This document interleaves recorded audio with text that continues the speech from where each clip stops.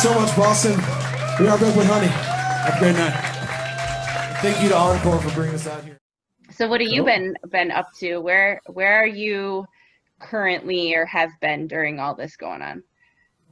Okay, so around the start of the new year, I was moving from Boston to Los Angeles, as a lot of my peers are out there, and a lot of my mentors are out there.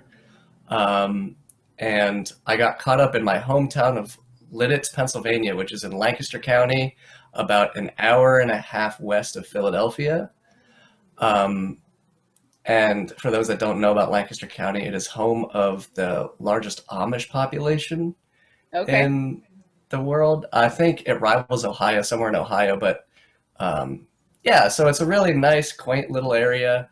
However, there is a booming rock and roll industry here. Three of the world's top industrial companies for staging, lighting, and audio are located here. Clare Brothers, Tate Towers, and Atomic Design. And they have nearly all the A-list clients out currently. So like, there's a big rock and roll, I keep saying rock and roll like it's something cool. There's a big rock here that artists will come in and set up the rig to test before they go on the road. So it's a fake arena that's here. That it's not occupied by the general public. It's not for sale, none of that kind of thing. It's strictly to test the rig before it goes out. That's cool. So we're about 4 hours south of New York City, so it's kind of off the beaten path for anybody to come here, and nobody really bothers celebrities when they come through. So it's still really great for the music business. And I've grown up here my whole life. My dad was in the industry, and it's not the worst place to be right now for me, but I am much looking forward to getting out to the West Coast in the next month or two. Yeah, I'm sure. So talk some more about your dad then. If he was in the industry, what did he do? My dad is he's since taken a step back. He is currently located in Las Vegas as an audio consultant, so to speak. But he was on the road for quite some time as a system engineer, a monitor engineer, and a front of house engineer for the company Clare Brothers. And now he's an independent contractor. And it's very much similar to what Chris Mitchell does for the guys, but just in a very different sense. Like, he was out on the road with John Mellencamp and a few other American staples. I won't get into that. It's really interesting because I have the same name as him, so entering the business with a similar name has been fun so far. Interesting. I'm sure. But he's no rock star, as you know. Chris is severely he's not given the due that he needs, and I know a lot of people respect him and love him to death, but the things that he does for the band, most people won't understand how far and beyond he's got to go. And I know the band recognizes that, which is great. And that's part of the reason why I love them, is because I see that they respect their peeps that I grew up having as a dad. So that's a cool perspective. That's a really interesting perspective. So what was it like then to have a dad that was on tour? Quite interesting, actually. It's not like he'd be home after 5 every day, which was definitely a downside. However,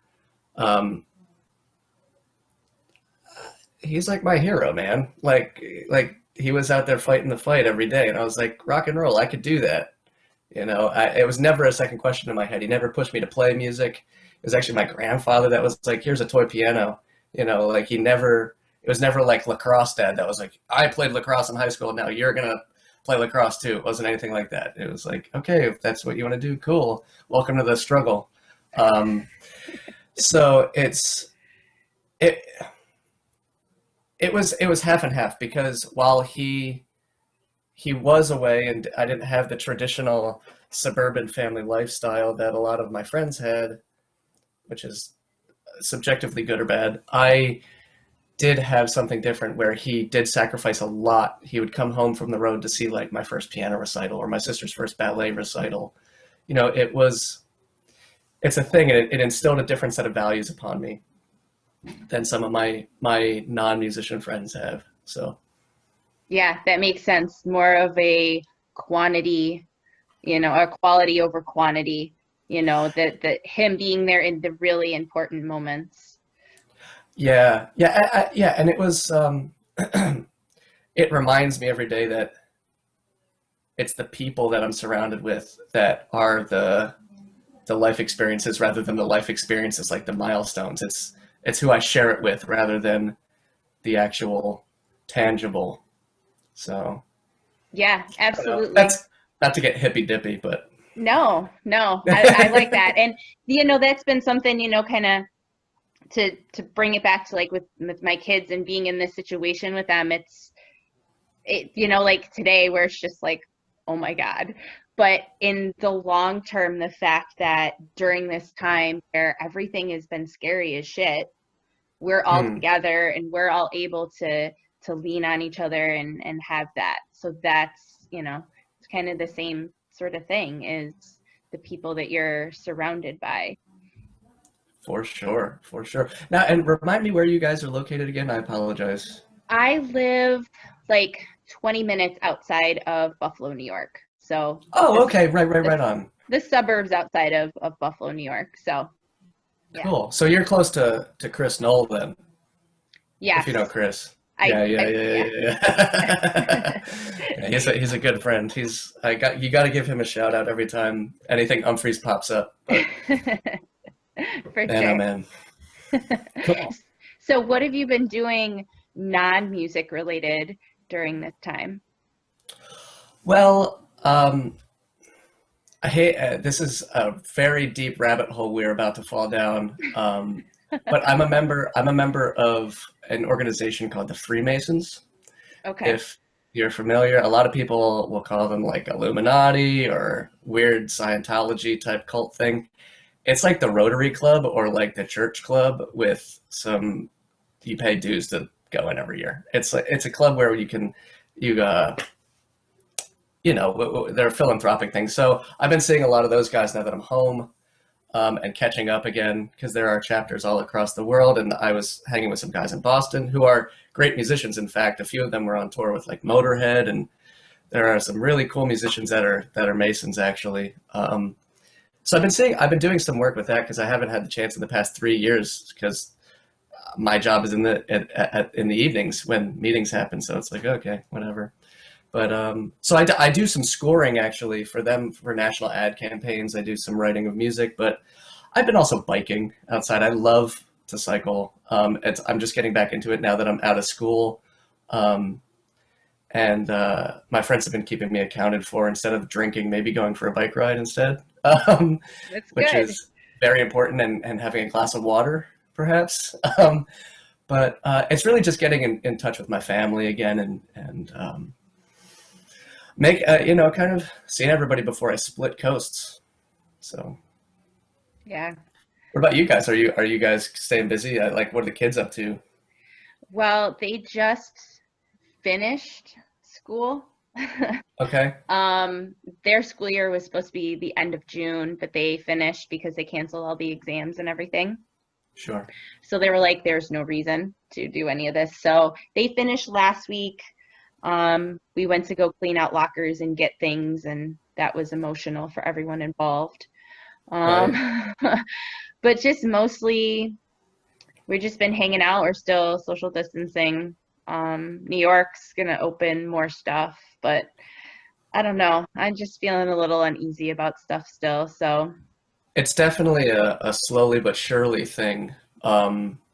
Here in PA, especially my county, I'm not going to get political here, but the demographic is definitely leaning towards the why are we closed, and it's concerning for sure. I've been doing small gatherings, people, like I said, seeing a few friends here and there, but it's not been like, oh, we're going to rage at a bar, and bars aren't open, don't get me wrong. They're open for like a takeout thing, but I see people that are really pushing the envelope. And for those who love music, especially us in our community, we understand the value of maybe we'll stick it out a little bit longer so we can see each other sooner rather than later, which I think is important. Well, that's exactly how I feel. It's been interesting to see in my neighborhood. Um, we had people down the street last week like participate in a drive-by birthday party thing, and a couple houses down across the same street there was somebody having a full-on graduation party with just cars lining the street. My husband's like, just back away from the window, honey. Yeah. Stop looking at it, because I was just mumbling and getting so pissed. It's just like, it's like never once in your life you ever thought you'd call cops on a party. For sure, like that's not me. Like I'm not like, the that's one not to me, do but it. it was the first time I'd considered it ever. For sure, and it's because it's frustrating because like my kids want to do stuff too. You know, like they want to do stuff as much as I want to go and do stuff. It's just like, it's very frustrating when there's kids in the neighborhood that aren't doing what we're doing. And then my daughter's like, she gets it, she understands, but like she's still gonna be pissed about it. I'm pissed about it too. Right. So like I tell her, I'm like, you should be mad because I'm mad too. So sure. Yeah, it's totally understandable. Totally understandable. Yeah. But so cool. Let's talk some more about your family. You have a sister you mentioned and a mom. Did anybody else was into music? So my sister, I will go to the mat and forever say she is a much more accomplished human being in her field than I am in mine. She is a theater costume designer. Oh, wow. So she designs for musical theater, Broadway type productions. She did. So she studied at Pace University in New York and did a few things with the Broadway community, and then bumped down to a Broadway theater program where she had a higher position so she could build her her portfolio. And that was here in Central PA. And that closed in early March, and they're not going to reopen until May of next year earliest. Like the Broadway schedule is May of next year earliest. So wow. it's not exactly I don't know. She's the closest thing to a creative field. My mom is a special ed teacher who's currently teaching downstairs, which is cool. Her school year ends this week, so that's about it. I have my dad was remarried. They got divorced, and I have a half sister who's pretty young still in Las Vegas with him. So she's pretty cool and plunking away at the piano and stuff. So very cool. That's cool. Yeah. So you went to Berklee. Why did you choose to go to school there? Well, believe me, it wasn't an easy nor a light decision to go there. It actually took me 3 years after high school to formally commit to going there and doing it. In high school, I went to one of their small programs. I know they do like a large 5-week program that they're known for high school kids. However, I went to like a small guitar summit just to check out the place. It was like a college visit, so to speak. And my dad said, if you're ever going to go to music school, you're going to go and study engineering, because you can learn how to play guitar and you don't want to have to pay an exorbitant amount of money to do that. So learn something while you're there. And he always was afraid of Berklee engineers. He was like, those guys know their shit. Pardon my French. But, no, you're good. You can swear. Okay. He was just like, those guys know their shit. And like, if you're going to go there, be one of them. And I was like, okay. So I went to the camp, fell in love with it. I was like, this is incredible. Like my sophomore year of high school, something like that, junior. And then my senior year of high school, I had 2 minor heart surgeries that I used kind of as an excuse to not go to college. I was just like, well, I'm going to kind of milk the moment. And to be honest, I was really anxious and fell into a really deep depression that, and I hate to get all sappy and hippy-dippy yet again, but honestly, Umphrey's pulled me out of. It was between them and Frank Zappa. Zappa was like huge at the time in my life and had been huge for about 10 years prior to that. And I was like deep in the hole of it. And the reason why I got into Umphrey's was because a few of my friends were into Fish, And I was like, they're cool, but like, it doesn't scratch my itch. And then somebody showed me Nemo when I was like 16. And I had known of them for like 2 years prior to the whole Heart thing. I was like, all right, cool, whatever. It's not my thing. I don't like the jam band thing. And then senior year rolled around and I was like, oh my God, like this is like Zappa but like with loud guitars. Like and then I fell down into a hole so far. And in my life I've had really unique experiences with my pop and meeting a bunch of people, but the only time I ever felt starstruck, and I wish I could tell him to his face this, I've only met Jake once, and it was outside the Fillmore in Philly, the first show I ever went to. And I had been listening to them for years, prior to this. Like, I knew everything, right? And he goes, oh, hey, man, I'm Jake. And he's, like, smoking a cigarette. And I'm like, shit, I still need tickets, is what I said to him. And he goes, okay, the box office is that way. I was like, cool, man, have a good show. And then, like, I just, like, kind of, like, piddled off. I was like, It was, like, the only time ever I was like, Because, like, when you meet somebody like that has changed your world so drastically in your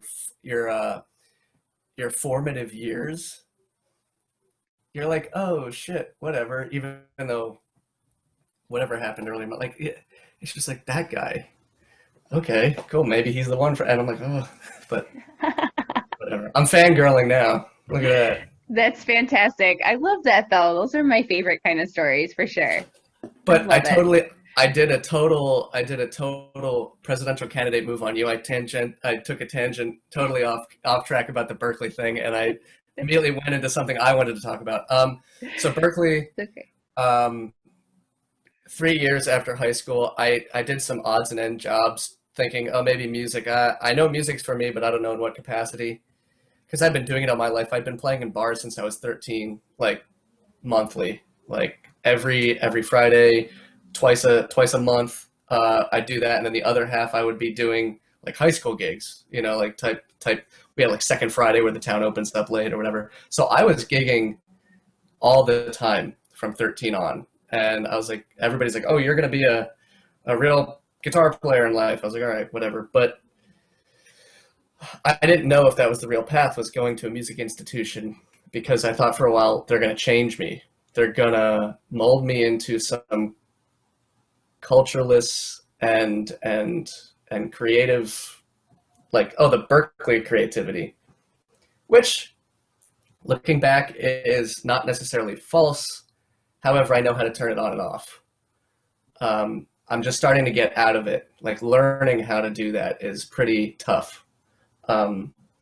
Take the tools that you learned and kind of make them your own. Yes. I had a great professor who started every lesson by saying, "You realize what I'm about to talk to you about today, is just another tool in the box rather than a rule for you to be confined to." I like that. And he was a harmony professor, so that's incredible. Like, that's everything, because it's like quite literally the rules of music, harmony. And he was just like, no, you realize this is a guideline based on popular music from the past 50 to 100 years. This is just, we're just analyzing trends here in music. We're not telling you how to write. We're not telling you how to create.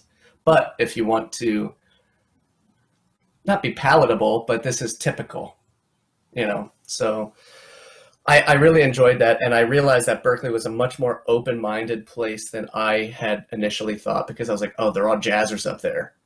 They're all these guys that are, you know, they're gonna, and I know there are a few guys that are within the Umphrey's community that are also alumni of the school who have a different perspective, and I know Colin Shore being one of them. I don't know Colin very well. I have come across some of his mutual friends. He's an incredible guitar player, and his band Squeaky Feet are just nothing. I mean, it's just it's the next one.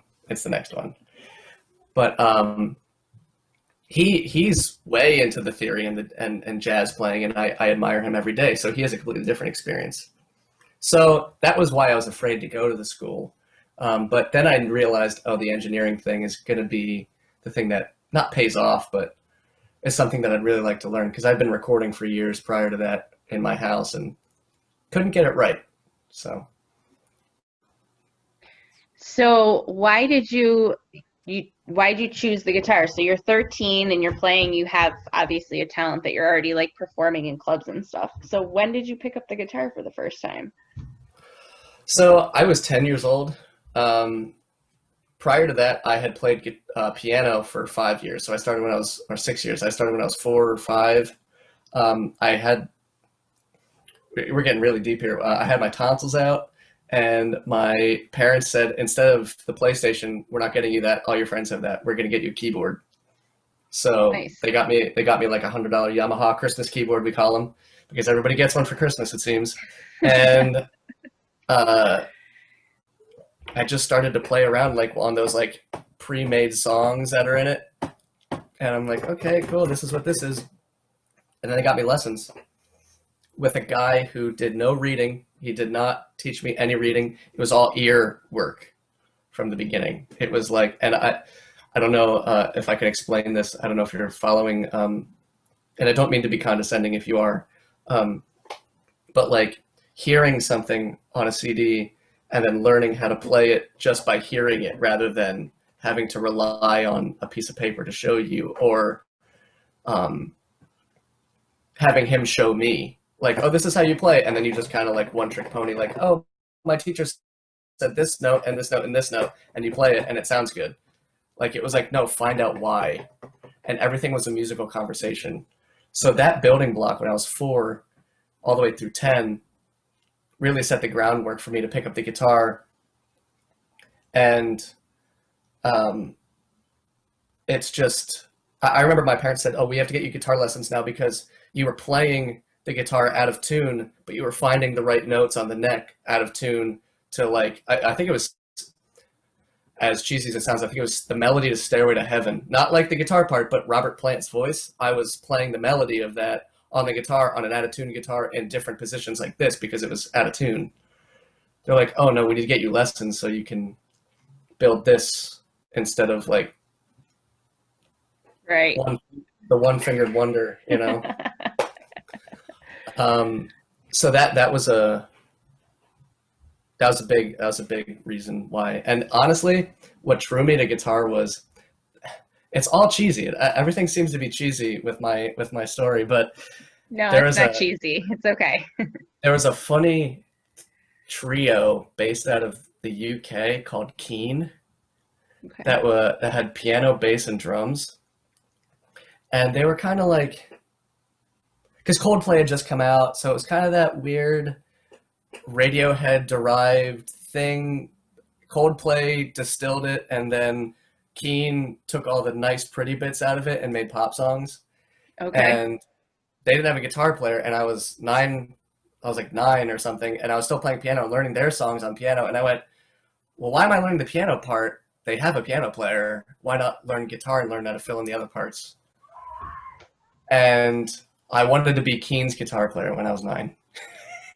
So if they're listening and they need a fourth, please let me know. But I don't think they're gigging anymore. So I love that. That's so awesome, though. So talk about your first gig. You're what, 13? So talk about that. Like, who were you playing with? Are you playing by yourself? What was that? My first gig. Like, is this in front of a paying audience or a captive talent show audience? Well, let's say a paying audience. Okay, a paying audience. I was playing. God, when was the first time I got paid?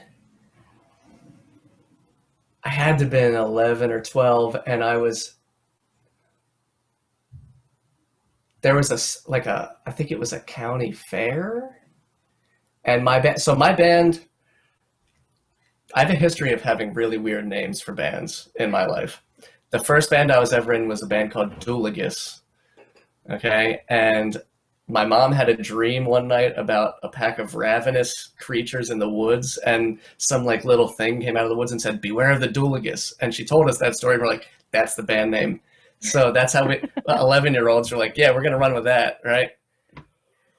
But so that band, we had played a bunch of talent shows in the area and we're getting, strangely enough, press because people liked it. They're like, Kid Rock Band is actually good, question mark, on the front page. You know, but we weren't good. But we were not train wrecking.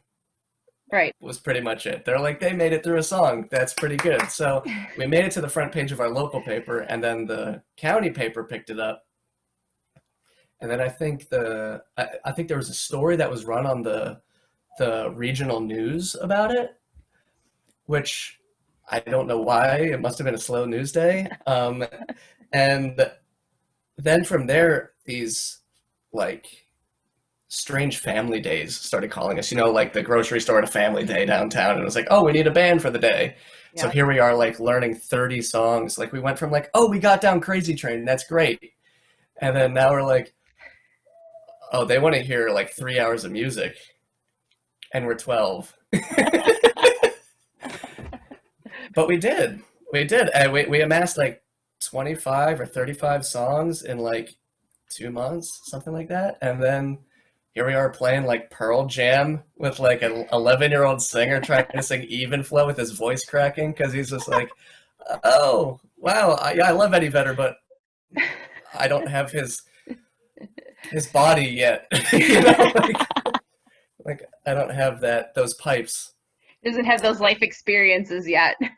Yeah, but for all intents and purposes, we became the house band downtown at these events every week or every month rather. And then in between, I started to bump elbows with the local music celebrities. They're like, oh, he's the guitar player. He's the one that put that whole thing together, right? And some Jimi Hendrix tunes with the guys over at the club. And then from there, one of the guys who's one of my favorite guitar players ever, his name's Cordy Byron, still. Like he ranks up there with Jake for me and Dominic Miller from Sting, all these great professional guys. Cordy Byron is still up there because he plays with such sincerity and emotion that I can't find it anywhere else. He split to California for a little while, and I ended up playing with his rhythm section when I was like 14 or 15. And then we became a bar band from there. And my teenage band kind of fizzled off. And then I started the bar band thing, and I was gigging a lot with them. And that's when I was like, oh, I'm actually kind of making money. My friends are washing dishes and I'm playing guitar, which is kind of nice. I mean, it wasn't a lot. It's not like I was paying my parents rent yet, but I could afford a guitar pedal finally, and it wasn't Christmas time, so that was a good time. And then they really coerced me to go to Berklee and continue. That's awesome. That's very cool. I like that you were raging even as an 11-year-old. Yeah. Oh, yeah. My Danzig covers. I made Glenn Danzig very happy with punk when I was 11 at the grocery store.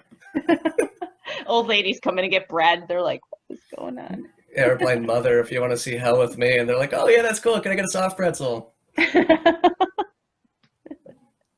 That's fantastic. So talk about your experience. You finally get into Berklee. Like, what is your experience of going to that school? A mixed one, for sure. I'm going to preface by saying it is simultaneously the best place to play music and the absolute worst place to play music, because everybody has a vision there, which is so double-sided. It's amazing. The feeling that I miss most about that place is walking around the 4 square blocks or whatever, and anytime you see somebody, you realize they are on the same wavelength of, I have something to do, I have a place to be, I have a musical idea to impart. You're like, this is incredible. And mind you, from all over the world. Like you could pass 4 people on the street and they will be from 4 different places that you may have never even heard of, like a small town in Denmark somewhere where like you learn about their recipe for dinner and you're like, oh wow, this is nuts. But then at the same time, it's a music school run by musicians, so like everybody's sort of a flake, you know, like it's like, oh, there's a reason why the catchphrase for Berklee students is, hey, we should jam sometime. Because it's like, oh yeah, hey, you know, nice to see you. We should jam sometime. Yeah, we should jam sometime. And you keep walking, because it never happens. It never happens. So it's a miracle, like bands like Dopapod make it out of there. Dopapod, Lettuce. They make it out of there intact. Like, it's a testament, not only the fact that they made it to where they are as musicians, period, in the regular world, but the fact that they made it out of Berklee in one piece as a unit. Good for them. Like, it's, the struggle is more real than you think. That's interesting. Yeah, I never would have ever even thought about any of that. So that's it's because I mean, the general population's like, oh, Berklee, they're like music school and they're great, and it must be easy to make a great band there. And it's like, yeah, well, it's easy to have great players, but to have them communicate effectively and love each other and not pissing each other's Wheaties every day, like, good luck. And being in the engineering side of that, I see it all the time, having to do personal relationships and like, oh, well, that person likes this and this person likes that. Maybe we don't call them for the same session, you know? And I know they're both great players that'll get the job done, but sometimes the personality outweighs the gig. Mm-hmm. Yeah, that's always a big piece of, I think, anything, working with someone, but definitely with something like that. Yeah, absolutely. Absolutely. So we gotta go and talk about your end of year tribute to Queen, of course. I knew it was gonna come. I knew it was does a what they call a singers showcase, which takes the top singers for that semester. They audition, and it's through a screening process, kind of like American Idol, where they get picked, and then they're the lead singers, and then the few that are the runners-up are the background singers. And then there's a house band, which are typically the same people from the last one that kind of, it's really an exercise for the musicians to know, I have to play a 3-hour show that is timed and with a script and with almost like one of those award shows like the Kennedy Center Honors, where it's like the band is the backing band for a multitude of singers, and it's like, oh, we have to change keys for that song because this singer sings down here. And it's like there's a music director, and it's like, well, there's a guy calling changes. And so the Queen show was not so much. It was more of a rock show where like it felt like song after song after song. But I did one with Aretha Franklin where it was like, hey, we have bumps, we have things that we have videos in between, there are things that are coming, and there's an MD calling the shots, like a pop gig. Umphrey's is very much experimental, if we want to use them as a model, where like they don't really have a music director. I mean, if you had to pick one, it would either be, I would imagine it'd either be Joel or Jake, somebody who kind of leads the endeavor, leads a rehearsal, so to speak. Like, let's take it from here, bar, whatever, let's take it from that to the end, just rehearse that bit, And so we're doing that. We did it for like 2 months, and it was like 5 hours every Thursday night. We would get together and just run these tunes for maybe 10 minutes per song. So it was like, you have to have your shit together because we're not rehearsing these songs. Like, they better be right. So it's for these singers to come in and like sing with a band for real, And it's a really great gig doing that at the school, because you get to meet some of the top players at the school who want to do that. There are amazing players at that school that don't want to do that kind of gig, and I'm not snuffing them, but that particular style where it's like, I want to play with a click, maybe sometimes they'd feed you a metronome in your ears if you had some, that kind of thing. Learning how to play in a house band type, like voice type deal was really the exercise. So with Queen, we had a list of 30 songs, I think it was, that like, so there were arranging students at the school that take the songs and like, I want to change this bit, I want to smash it down to make it smaller and maybe do some reharmonization, which is cool for other bands, but I didn't dig it for Queen. I was like, just leave them alone. leave the Queen songs alone. They're classics. There's reasons why they're Queen, and it's not because you reharmed them. Like, Yeah. Yeah. but they were really respectful about that. They understood that. They're like, yeah, we probably should be a little bit more honest to the original piece. So it was a good time. I mean, my buddy, a good friend of mine here who works for one of those sound companies, Claire, who used to and still handles Queen, has one of Brian May's guitars that he let me borrow for the show, as you can see in some of the videos that you got to watch. It's not, it's one of like the production model things that he played. So Still, that's such a cool opportunity for you, though. It sounds great. It plays incredibly. It's tough to play. It's a tough to play instrument due to the electronics, because Brian is such a wizard with his design. But I finally got it to a place where I could understand his method of sonics in his head. You know, like how he used the amp with the screaming pickups that he had. So, what do you think was the hardest thing about like learning his playing and all of his different things? Well, the fact that there's like 5 of him at any given time on the record is not exactly the easiest thing. I had to do a lot of watching him live to understand how he presented himself live. Like, oh, hey, there's this. And I had a bitchin' other guitar player play with me. Her name's Melissa Henderson. And she is like, she's the next guitar player's guitar player. Like, nice. check her out if you haven't. She is super shred meister, like full ride Berklee, metal, but not metal, like kind of progressive. Like her original stuff is mind blowing. Like it's not how I play. We both met in the middle. She came in from like the super prog rock side, and I love prog and clearly, but I also come from like that bluesy Waddy Wachtel session player Jimmy Page type side. And that's why they had me do the Brian May stuff, and they had her do like the rhythm Brian May stuff, because they knew her technical abilities were there. Right. So we partnered in the middle, and we're like, let's do this. And she's one of my favorite people. She's my best friend, one of my best friends. And man, she could play guitar. So it was the toughest part was getting together and going, all right, what are you playing? What am I playing? What are you playing? What am I playing? Oh, we both need to play 2 notes. So there's 4 of us, you know, like instead of 1 note solos, it's like, oh, we have to learn this whole solo in double stops because there's 4 parts, you know? So it was a time. It was a time. But I hope you enjoyed it. I hope you enjoyed it. I loved it. I mean, we've talked extensively about how I feel about Queen, and my kids, my 9-year-old and my 5-year-old, are like obsessed with Queen. Nice. So when I told them that I was going to talk to you too, they were like, "Really? That's so awesome!" Like a mini celebrity in my house. So no. Brian, 2 things happened to him earlier this year. Did you see that? He quote unquote had an how did he put it? He tore his gluteus maximus due to an aggressive gardening experience, I think is what the quote was.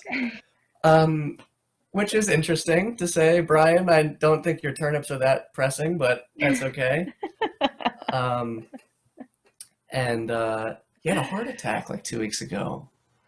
Mm-hmm. Like, what the hell, dude? Just chill out. Mm-hmm. Like, we don't need you gone. I'm like, yet, I man. can't even handle that in 2020. Like, no, Brian. I'm already like on the edge. Please. You have things to do. Go back to looking through your telescope, dude.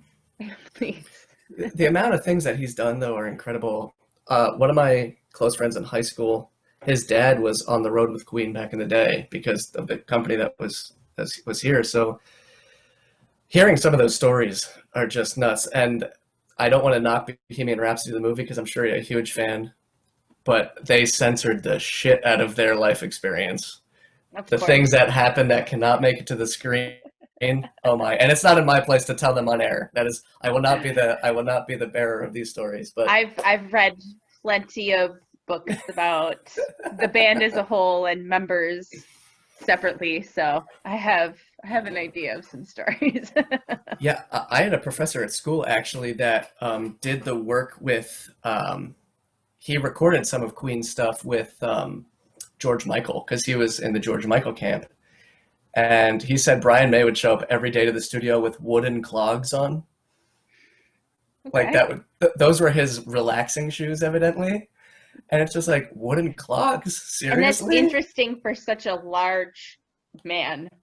Like, Yeah. Like, okay. they gotta hurt, dude. Like that, and yeah, he's seen his fair share of Queen parties, so. Very nice. But So you mentioned to me that you saw some similarities in Jake's playing to Brian's playing. So talk about that a little bit. so having studied Brian really extensively and being such a fan, or I don't my I don't want to say this on air, but my love for Umphrey's is kind of not dwindled, as in like I don't love them as much. I just have matured in a different way and I'm on to different things currently. But having been there for such a long time, I'm like, whoa, Jake's playing. I see a lot of players in Jake, first of all. Like I see and he would even say the same thing. Like I think in an interview one time, he was like, yeah, I'll start with like a Robert Fripp type lick and then I'll go into like an old country lick and you're like, okay, so you're playing puzzles. I get it. But Brian's sense of melody, the hardest thing about Brian is he writes these incredible lines, these incredible melodies that rival Freddie's vocal. Like people can sing his solos just as well as Freddie's voice, right? And Jake, when he's not fire and brimstone, he has these really, I don't want to say sensible because it's not, it transcends sense and logic. It's like, I'm going to play something that is so near and dear to my heart. Like, for instance, the first solo in Haji off the record, the studio version, like that. You just listen and like every time you hear that, you're going to sing that solo. You know that one in and out by heart. And like, it's that kind of thing where you're like, he's got a legendary guitar player's thing to him, you know, Yeah. which you don't see very much. Like, I mean, I see it in Trey, I see it in other contemporary guitar players, but there's a reason why I gravitated towards Jake, and I think it's because of his love for the melody. Yeah, that makes sense. So let's take it back to your first show. Okay. So what year was that again? Oh God. I don't think you said a year. You said it was just in Philly, right? At the Fillmore. Oh, my first Umphrey show. I was thinking my first gig that I ever played. Okay, because we had talked about that earlier too. Okay, my first Umphrey show, man, I had been listening to them for 4 or 5 years already, and I never had the time to go see them. I was just like, whatever. And they weren't coming close. I was like, I'm not driving 3 hours to see a band that like I love but have never seen. Like, I don't care. And I didn't get the whole like I'm going to see them 3 nights in a row type deal. But it was 2015, 2016, 2016. 2016, let's just say 2016. It was the first time they had come back to Philly since like when they were playing smaller venues, I think. Okay. Because they made a big deal about it. They're like, Philly, we didn't know if you were going to come here, but we're definitely going to stay, but we're going to come here every year now. Like, it was a thing. Nice. So whoever's listening can clarify that. I think it was 2016 because of the October run. It was around Halloween, and I went for 3 nights in a row. The first night, I was like, shit, this is incredible. I didn't plan on staying in the city. I was like, I'm going to go home. Like, a few of my friends and I were together. We're just going to drive home. On the way home, we bought our tickets for the next night online. Like, we're coming back the next night, and we're like, 2 nights in a row, fine. When we got to the box office, we pre-ordered for the next night before we even saw the show. So it was like, okay, cool. We knew we were doing this. We knew this was going on. And to this day, I don't have crazy stats. I don't have Like people are up there in like 80, 150 shows, 30 shows even. I'm like somewhere, I think I'm like 15, something like that. Like I'm not a chaser because I don't really have time in my life to do Yeah, that you're right doing now. your own music thing, so it's I would, difficult. don't get me wrong. Like I would love to see them every night. Like it'd be like, cool, let's have a beer and watch them. Awesome.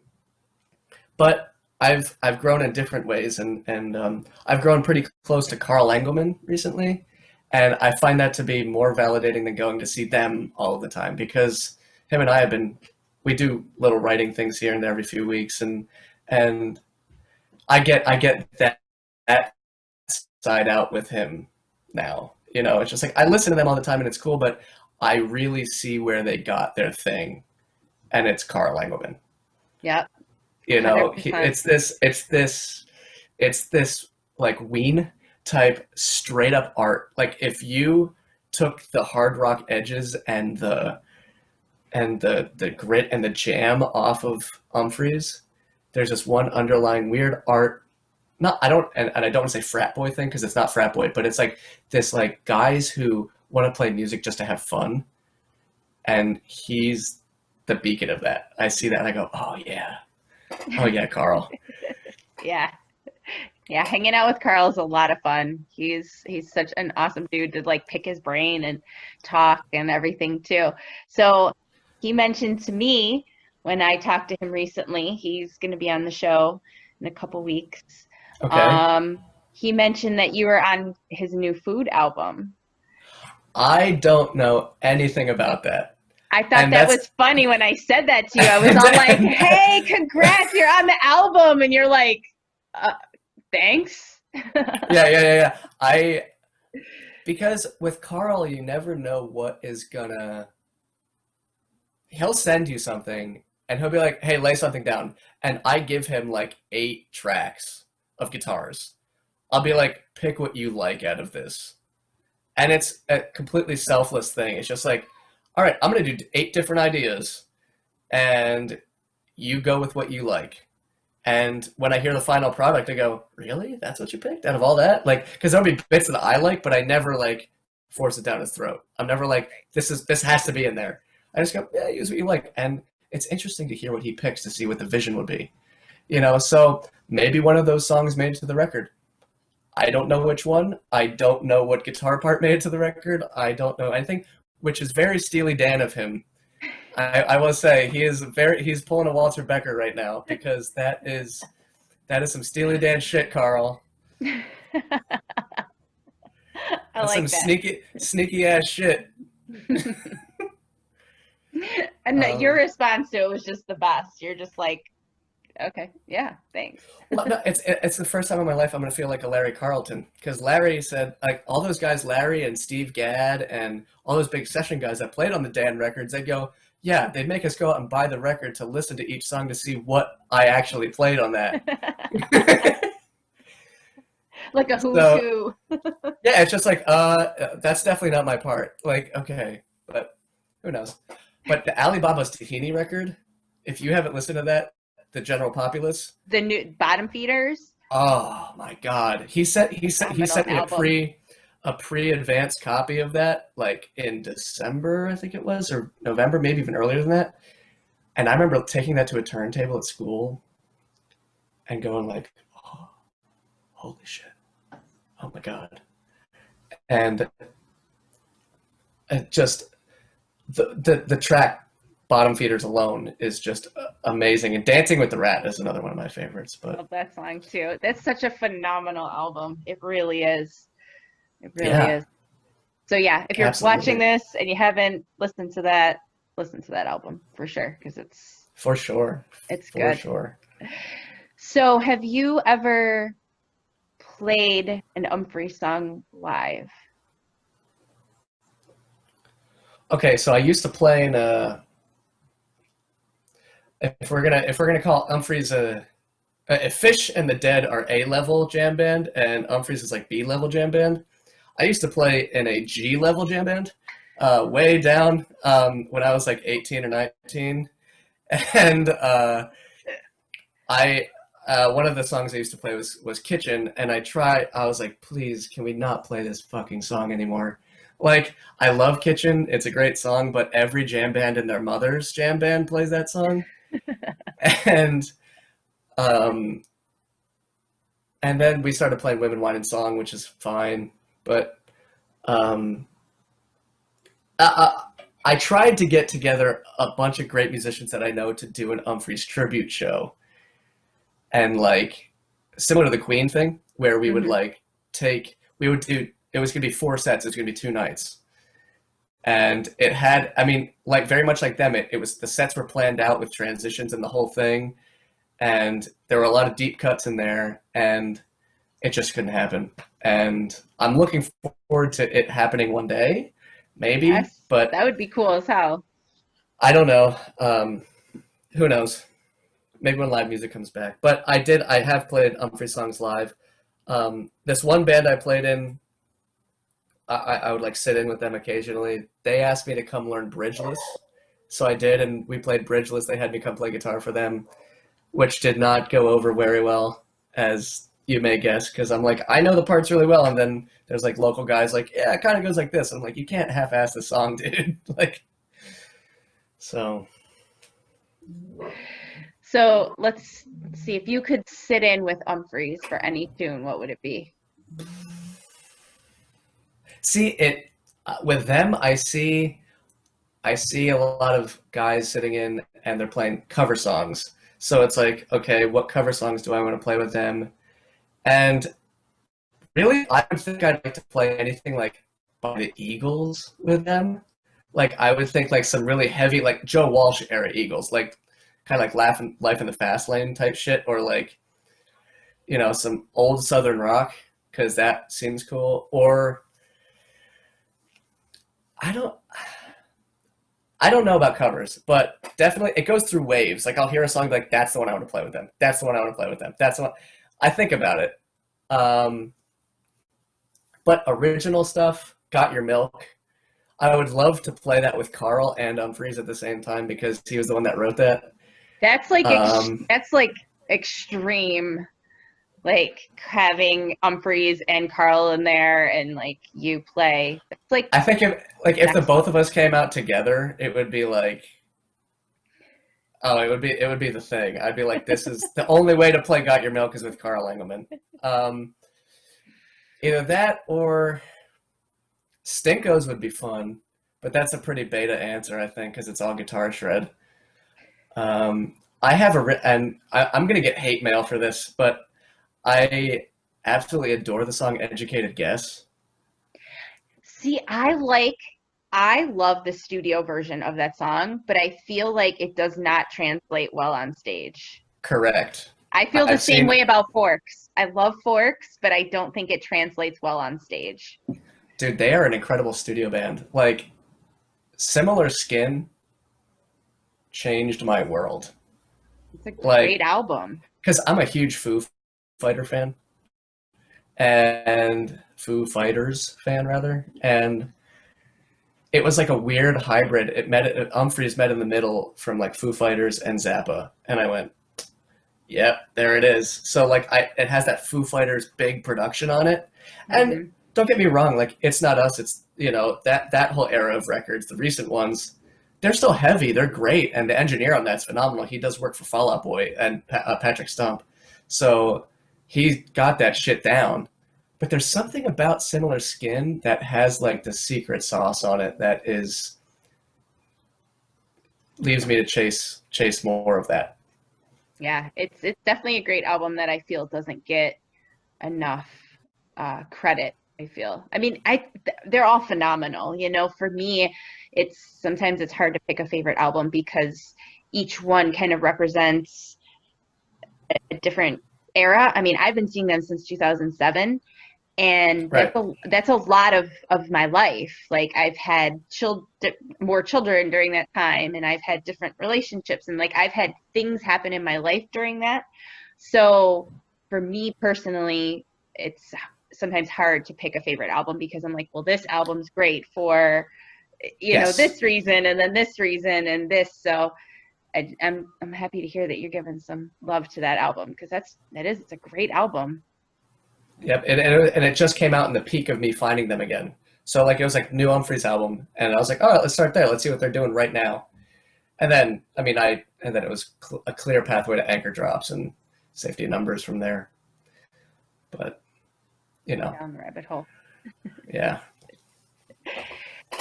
So let's talk about your own music. You just released Experiment A, and Yes.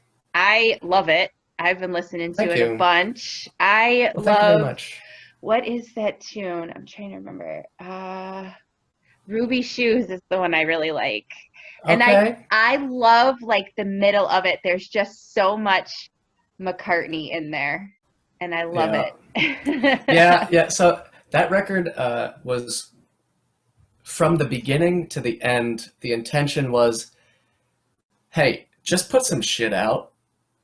It was never like, I didn't put it out to change the world of music or to like leave a stamp on music with that.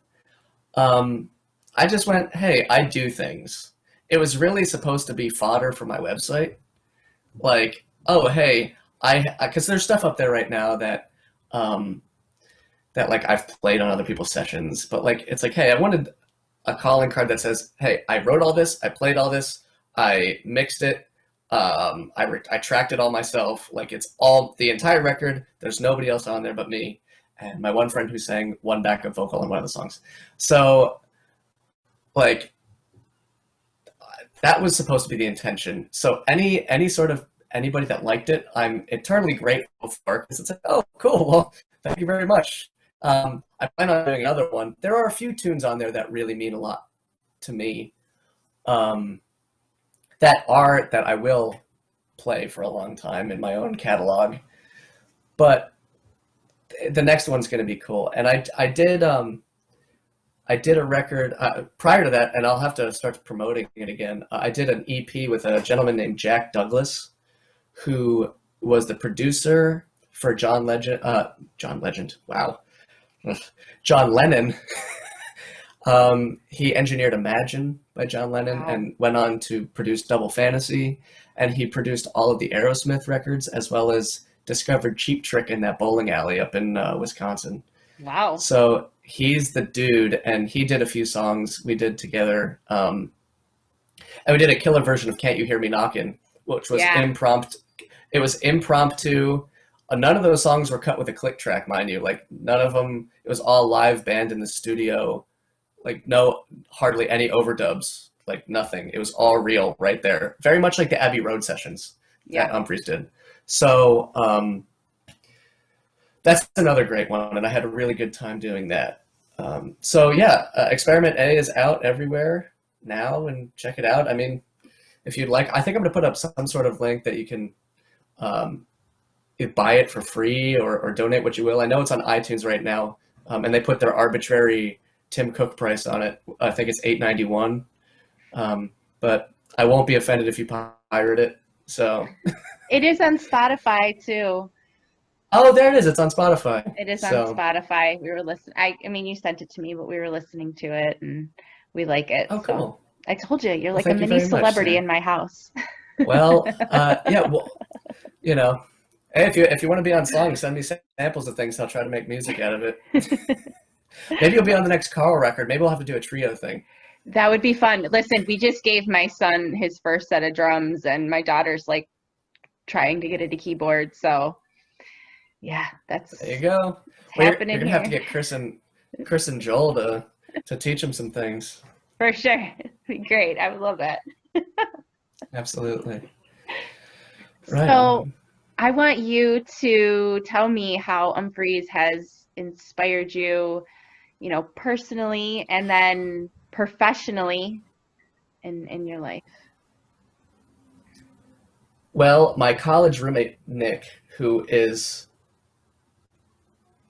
a Mike Campbell incarnate, right? Tom Petty's Mike Campbell. He is the quintessence. We were talking about melodic guitar players. He ranks up there, like, actually at 22, 23 already. Like, he plays things that I go, where'd you come up with that? He goes, oh, no, I just played it. He can attest, and so can my other roommate, Frank. His name's Frank Giampietro, and he's an incredible session drummer. They will tell you that they nearly kicked the shit out of me a million times because showers, me making food, or getting food rather from the corner store, sitting there at home doing homework, it was nothing but Umphrey's on repeat. Like, it was just me listening to things, and they're like, we listened to this song already. I was like, yeah, but this is a different version. Like, this is from, like, oh, fucking Christ. Like, and don't get me wrong, Nick is a huge Dead fan. Like, he loves the Dead, and we would have arguments and brawls. I'd be like, yeah, but the Dead, they don't, Umphrey's. And he'll be like, you realize without the Dead, like, there is no Umphrey's, right? And I'm like, yeah, I know, but like, so, and it's all in good fun. But the Umphrey's has inspired me creatively, just by showing me that it's okay to not write a 3.5-minute pop song sometimes. Like, it's okay. Don't worry about it. And Floyd did that for me a long time ago. But in the constant pressure of, hey, you need to adhere to this standard of music and like these guidelines, it's always good to have an inspiration that shows you, hey, play something that speaks to you. You know, and professionally, I think their marketing is genius. I think their engagement with the fans is like none other than I've ever seen with any other musical act ever, period, done. 100%. Like, I had the great opportunity of going out and doing a few dates with Eddie Money last year in an opening band, and like he engaged with his fans, but there's like this disconnect where his fans go, oh well, he's Eddie Money, like he's been anointed by Zeus upon Mount Olympus of musicians, right? Like, he's part of the pantheon of rock and roll, although albeit a low rung, he's still Eddie Money, Right? You know, dude has like 15 hit songs, like. But Umphrey's, I was at a bar one time and Stacey came out of the bathroom, like full guns blazing, bore ass out of the bathroom, like, whoop-ah! And like, he was like, sink's broken in the bathroom, give me high elbows. And he's like, just elbowing the whole bar. And I'm like, there you go. Like, that's something, that's rock star right there. Like, good guy playing music, having fun. Mm-hmm. He's like quintessence of rock star to me. Is guys who understand that the art is for the people, as well as it's from themselves, for themselves, but also for the people.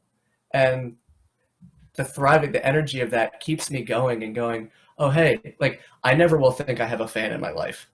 It's just like, I just have people that I get to play music with, and people I get to play music for. And I hate name dropping, but, I'm going to name drop. Here we go. I got to play with a really great session bass player named Chuck Rainey last year. And bass players watching will know who he is.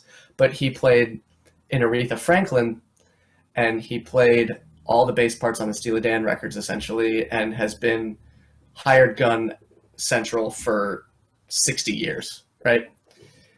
And aside from the fact that he turned to me and said, oh, we wrote this song after marching with Dr. Martin Luther King Jr. Like, they went out and protested with him in 68. Him and Aretha were with the doctor, the reverend. And it's just like, oh my God, like that level of life-changing thing, right? And he's telling me about that experience. I asked him, I said, what's the best thing about playing music, Chuck? Because if anybody knows, it's him. And he laid on me this. He goes, it's meeting people. And I was just like, oh, you're so wholesome. Like, why are you so good? Like, why are you? Because I was expecting him to be like, oh, it's like the feeling you get when you play this, and then it locks in together, and then time stands still, and like the universe opens a crack in the sky, and you're looking at the face of God, right? Like, I was expecting there was like an integral moment where sunshine poured out of the producer's ass and like the music sounds amazing, right? And then you have a hit record, and then all of a sudden you're doing Horrible Habits down at Santa Monica Pier, like whatever. But no, he was like, it's meeting people. And you know what he did? He shook every person's hand on the way in and way out, including the monitor engineer, who was like a second semester engineering student. He goes, every person has a purpose, and without them, it wouldn't happen. And he made sure to look everybody in the eye and say, thank you for helping me. Thank you for this. Thank you for that. And I'm like, oh, man. So, like, I see that in my favorite bands like Umphrey's. And even now, like, I look at bands like, or artists like Warren Zevon and some of his session musicians who have been very kind to me and have brought me into their circle a little bit. It's like these old guys who are like not out to prove anything. The one thing that I turned my dear engineering friend on, she's from the UK, and I drove her down from Boston to Port Chester to see Umphrey. She was like, let's do it on a Sunday night. I have class at 8 a.m. tomorrow, but let's go. I was like, okay. The first thing she said when she saw them, she was like, holy shit, this is incredible. I was like, right? And she goes, what's incredible about it is it's like watching my uncles totally kick ass.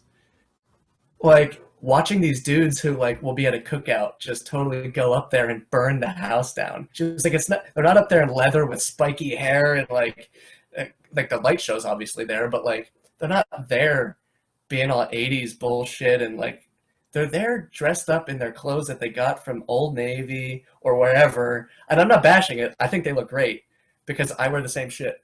Right. But they're wearing their clothes that they got, and Jake's wearing New Balances or whatever, and they're just playing music. Yeah. Yeah. There's no bullshit or pageantry, there's a time and place for that, you know, but right. They really want you to know the music and the people come first, which is kick ass. Yeah. And it always comes back to that, is the people in this community is so huge. That's something that I don't see a lot in other bands. You know, I talk about it so much, is this, as much as the band is so unique, so is the community around it too. Yeah. Oh, excuse me. I should have put my phone on airplane mode. My apologies. No, you're good. No worries. Yeah, I mean, you can come across the biggest of rock stars, and circling back to my dad full circle, he always used this expression. He could tell when a certain somebody, a celebrity or a high profile manager or just somebody who pulled some weight, he goes, I could tell if they cut their own grass or not. Like when they're off the road, like barring touring, obviously, because Brendan's not flying back every Thursday to cut the grass. Right. But when they're off the road, right. cut their own grass. You know, they take care of it. They shovel the driveway when the snow's there because it's their house, and they still have an integrity thing. Like, and that goes a long way. It goes a very long way. And I've been trying to embody that spirit still. You know, I mean, I'm nowhere near rock star compared to these guys, but I try to see that in some of my peers and like early on, like in our 20s, and we're like, I see bad habits forming, like, oh yeah, I can't do that because I've done this already. And you're like, done what? You know? So. But what a wonderful gift that you've been given, having your dad and his wisdom to, you know, say these things to you, or, you know, give you the perspective of what he's seen or worked with or dealt with, or, you know, you're able to use those as reference points to keep your focus on creating and not get sidetracked by all the other things. Don't get me wrong, it happens. It happens to the best of us. You know, the whole like, oh yeah, I'm a guitar player and whatever. You have a normal job, great. You know, it happens, it seeps in, but it's a very mindful thing. And I know you take part in the 100 Days for Mindfulness Challenge, and I'm like, every time I see that hashtag, I go, oh, I need to start doing that. And then I immediately scroll and it's gone. The thought is gone. So like, I need to start getting into that, but. I'll keep you accountable. Okay. All right. You're signing up for a very large undertaking. I will just forewarn you. You do it in your own way. That's all that matters, is how you can show up in your way is just different for everybody. So that's what it's about, you know? Sure. Absolutely. So I want you to describe Umphrey's to me in 3 words.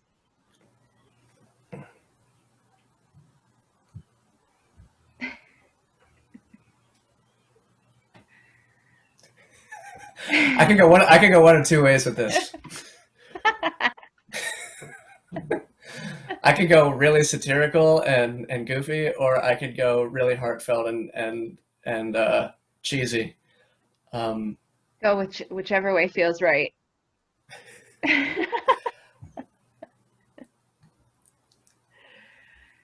The goofy way is, they're all right. Nice compli salt, as Joel would call that one. Yeah. Yeah, they're all right. Yeah, they're all right. It's the compli salt version. The good one, the nice one would be, thank you guys. Nice. Thank you. Because it's Chris Knoll and I, because Chris is very big in the mental health profession. We've had really long discussions about this, and I never really wanted to come out and be overly sentimental about this sort of thing, but they did come into my life in a point where I really needed them, and change some things around for me, which I am forever indebted for and grateful for. So I'll leave it at that. Yeah, I feel the same way. I feel the exact same way. So that's awesome. Yeah. So, all right. yeah. I don't know. No, go ahead and say whatever you want to say. No, I don't know those. Yeah, that's pretty much it. That's good. Okay. All right. Well, I want good. you to let everybody know where they can find you on social media, your website, any of that kind of stuff. Okay, so feel free to friend me on Facebook. I know you'll probably tag me in this on Facebook. Feel free to please add me. I know I'm probably on the kind of weird privacy settings, but I will respond if you add me. On Instagram, I always have to check this because it changes quite a bit, but it's currently some weird convoluted thing. It's _Joe.doc _. So Joe Doc. And that's the Instagram. The Facebook, my website is still under construction and a little funny right now, so don't even bother checking that out. When it comes time, you'll see, if you subscribe to my social media, then you'll see when it gets updated because I'll post something about it. But for now, Experiment A is on Spotify, iTunes, I think it's on YouTube, like on a playlist somewhere. It's on Deezer, it's on Apple Music, it's on Amazon Music, it's on Pandora. Whatever your little heart desires, it's there. And I work on getting the Jack Douglas material to all of you as well in a nice way. So awesome. Cool. Well, I appreciate you having me, Sarah. And this was wonderful. I don't know if you have any more questions. I'm here, but I don't want to go over your hour. But I really do appreciate this, as it's been a long time coming for an informal, formal introduction. I agree. This is a lot of fun just to hang out with you and finally be able to talk about just a bunch of stuff. I'd love to hang out and talk again sometime. Please, that would be incredible. And if you're interested, any of you out there are interested in chatting with me, I do guitar lessons. I do mix lessons. If you want to talk about mixing and production of rock music especially, I'll be here to talk about experiences in music. Give me a ring. Guitar lessons, I generally try to take people who have been playing for a little while so we can start to talk about harmonic concepts, because there are guys that are really great for beginning guitar players, and I'm definitely not one of them. I don't have that talent to kind of work people through. I just don't know how to teach that, but I could teach other things. So let me know. We'll talk. Awesome. Sounds good. And I'll share all of your stuff and everything. So all the things. So right on. The whole post, all the information and all the stuff. And anything else you want to send me. So thank you very much, Sarah. And be well, stay safe, and hopefully it's not 100 days of you in the house with the kids. but who knows? 100 days of mindfulness. 100 days of mindfulness. Yeah, that's why I signed up. I'm like, I'm gonna need this. We're only on like day number 8, and I'm like, oh my God. Oh, there you Somebody go. please help me. But it's Well, nice because I've got my space downstairs now, and I'm like, I can hide downstairs when I do my calls. oh, perfect. So awesome. Oh, I'm like, I got thanks. an interview, guys. Peace. I'll see you in an hour. Goodbye. Yeah, well, let me know when you get together with Carl, and maybe I'll do a secret drop by because I know he doesn't have social media, so he won't see this. So we can, I'll secretly sneak in, and then we can make fun of him together. I love it. Okay, cool. I will. Okay. I'll talk to you soon, Sarah. Yeah. All right. It was great to hang out. Yeah, Bye. thank you guys. Thank you so much. I'll see Bye. you.